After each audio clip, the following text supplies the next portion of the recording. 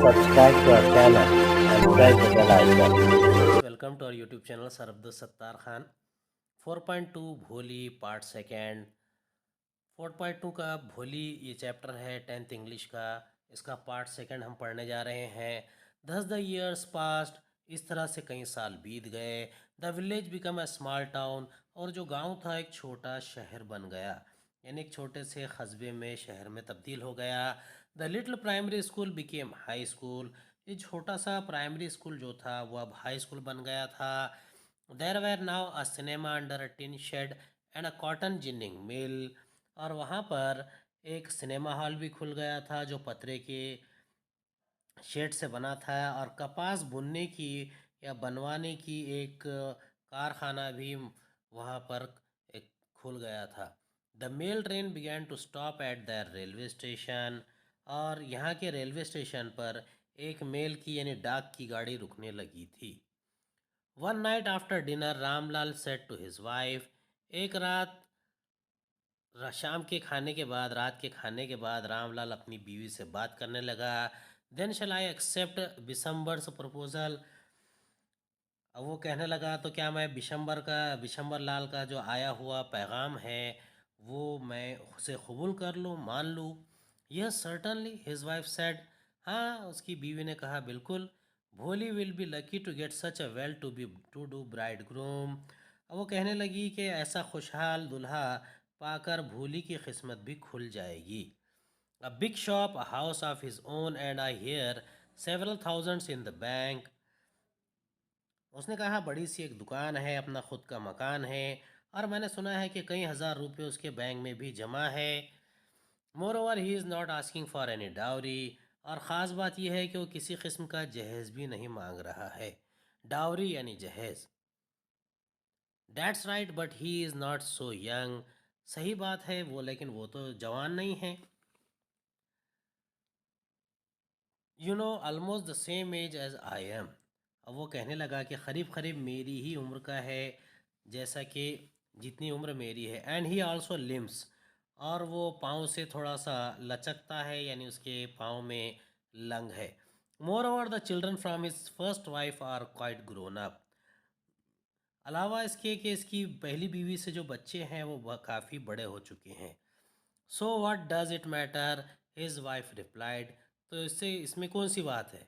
45 और 50 it is no great age for a man, we are lucky that he is from another village and does not know about her pock marks and her lack of sense, if we don't accept this proposal she may remain unmarried all her life.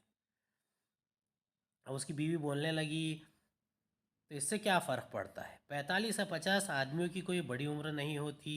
इसके बरक्स हमारे किस्मत के वो दूसरे गांव का है, जिसकी वजह से इसके चेचक के जो दाग है, उसके कम दिमागी है, इसके बारे में उसे मालूम भी नहीं है। अगर हम ये पैगाम, ये प्रपोज़ल अगर हम मंजूर नहीं करेंगे तो भोली ज़िंदगी भर कंवारी रह जाएगी, अनमैरिड यानी कंवारी।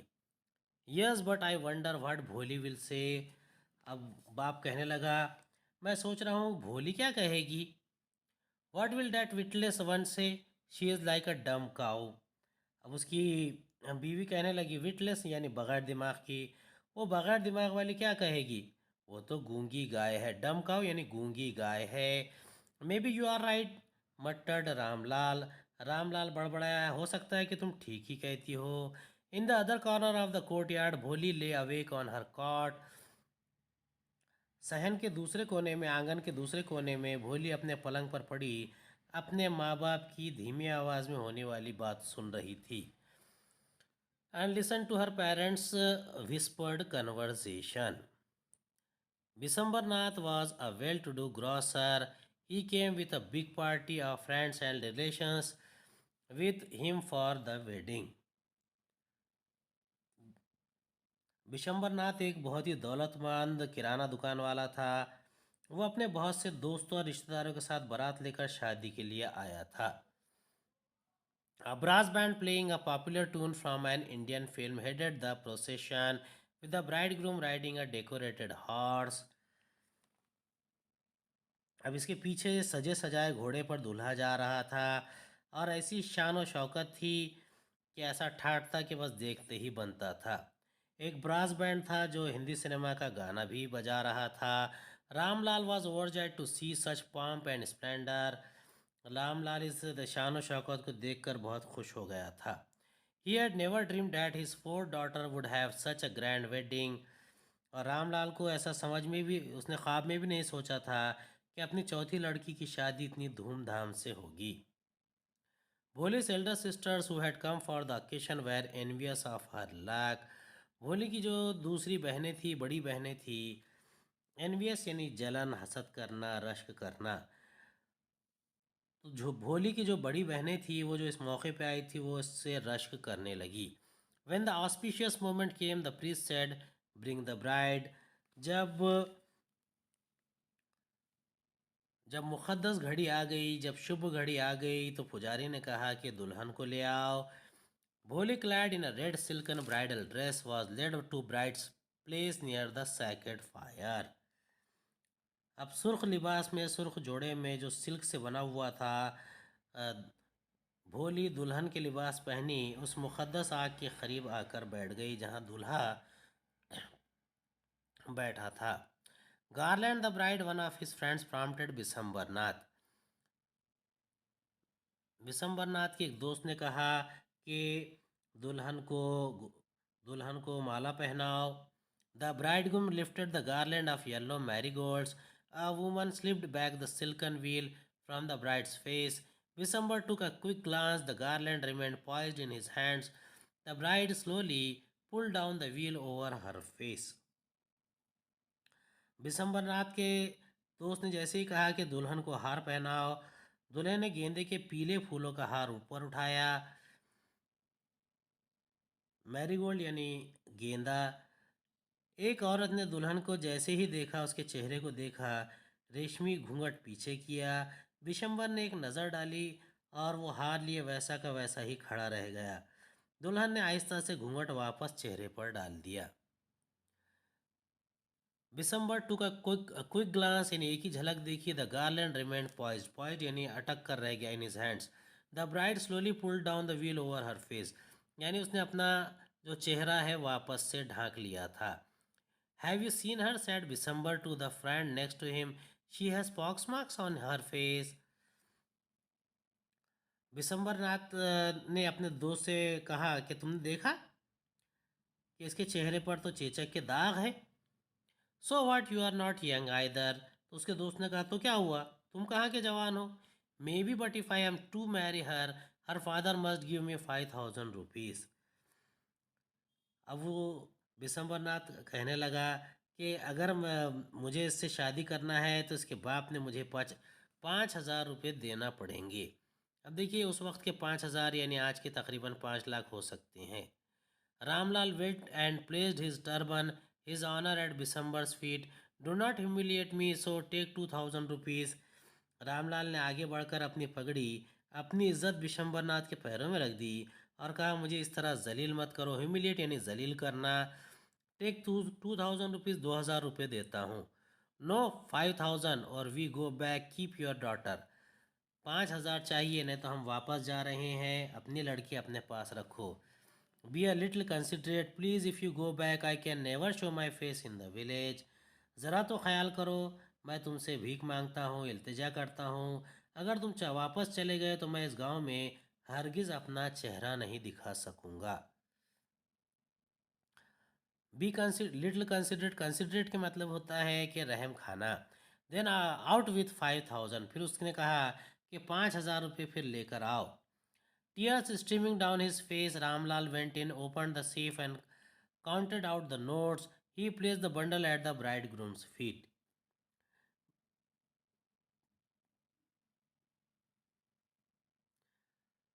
तो अपनी आंखों से आंसू टपकाते हुए रामलाल अंदर गया, अपनी तिजोरी खोली, नोटों को गिना और उसने नोटों का बंडल दूल्हे के पाँव में लाकर रख दिया। On Bishambar's greedy face appeared a triumphant smile। He had gambled and won। Give me the garland, he announced। Bishambar के लालची चेहरे पर फातेहाना मुस्कुराहट फैल गई। इसने जो जुआ खेला था और वो जीत गया। इसने ऐलान किया कि वो हार मुझे दो।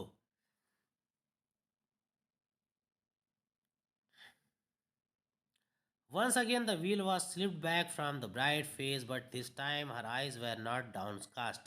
She was looking up, looking straight at her prospective husband, and in her eyes there was neither anger nor hate, only cold contempt. एक मर्तबा फिर दुल्हन के चेहरे से घूंघट पीछे खींचा गया, लेकिन इस मर्तबा इसकी आंखें झुकी हुई नहीं थी। वो ऊपर देख रही थी, सीधे अपने मुस्तकबिल के शौहर को, और इसकी आंखों में न गुस्सा था न नफरत थी, सिर्फ सर्द हकारत थी। कंटेम्प्ट के माने होते हैं हकारत। Bishambar raised the garland to place it round the bride's neck, but before he could do so, Bholi's hand stuck out like a streak of lightning, and garland was flung into the fire. She got up and threw away the wheel. Vishambar ने दुल्हन को पहनाने के लिए जैसे ही हार ऊपर उठाया, लेकिन इससे पहले कि वो ऐसा कर सकता, बिजली के झटके की तरह भूली का हाथ पड़ा और हाथ आगे आग में जाकर गिरा। वो उठी और उसने उठकर घूंघट भी फेंक दिया। पिताजी, व्हील यानी घूंघट। पिताजी, उसने कहा। Father, said Bholi in a clear loud voice, and her father, mother, sisters, brothers, relations and neighbours were startled to hear her speak without even the slightest stammer. जैसे ही वो आगे आई उसने कहा, पिताजी अपने पैसे वापस लीजिए। पिताजी, भोली ने साफ और बुलंद आवाज़ में कहा। इसके वालिद, वालदा, बहनें, भाई, रिश्तेदार और पड़ोसी इसे मामूली से भी इकलाट के बगैर बोलते हुए सुनकर हैरत ज़दा रह गए। पिताजी, take back your money, I am not going to marry this man. उसने कहा, पिताजी अपने पैसे वापस ले लीजिए, मैं इस आदमी से शादी नहीं करने वाली। Ramlal was thunderstruck. रामलाल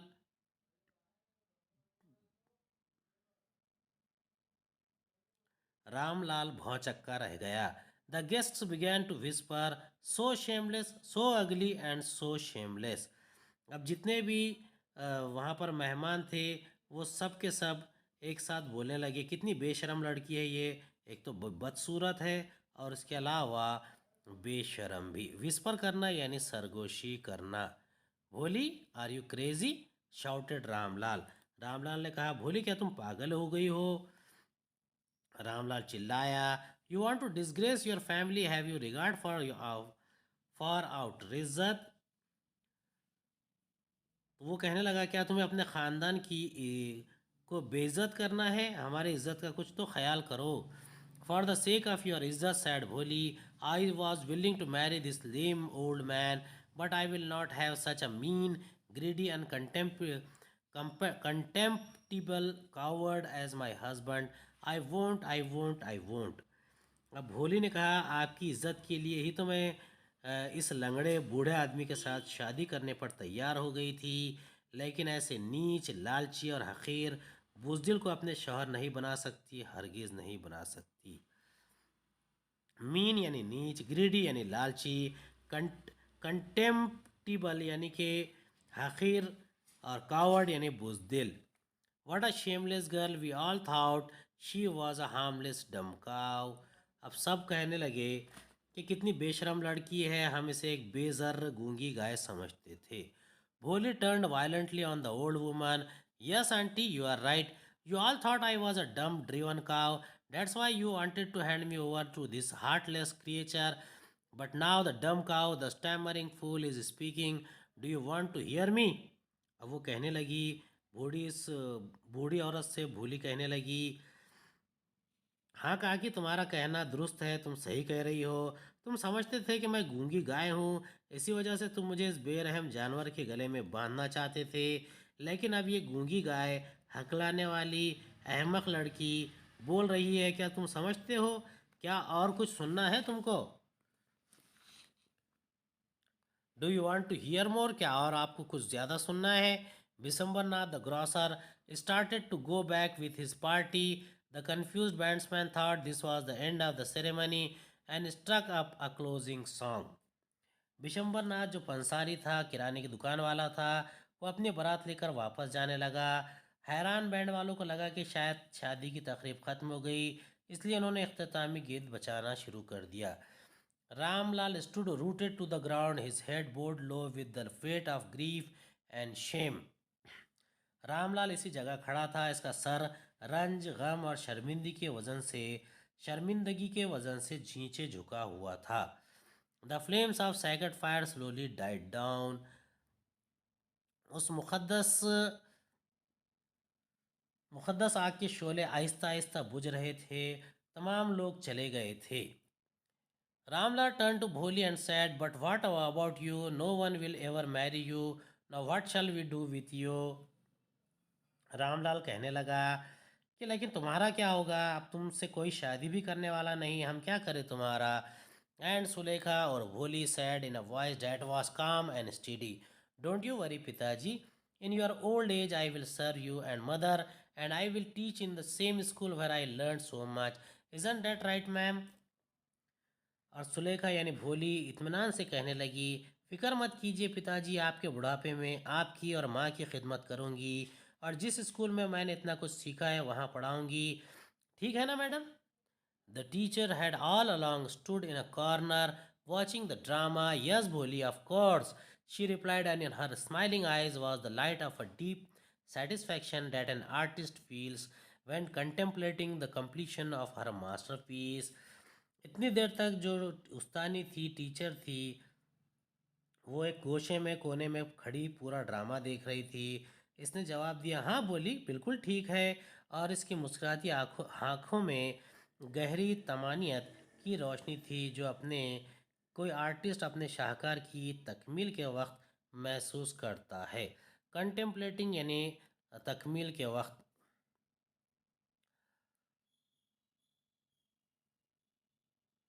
उम्मीद है आपको हमारा वीडियो पसंद आया होगा। अगली वीडियो में दोबारा मुलाकात होगी। खुदा हाफिज़।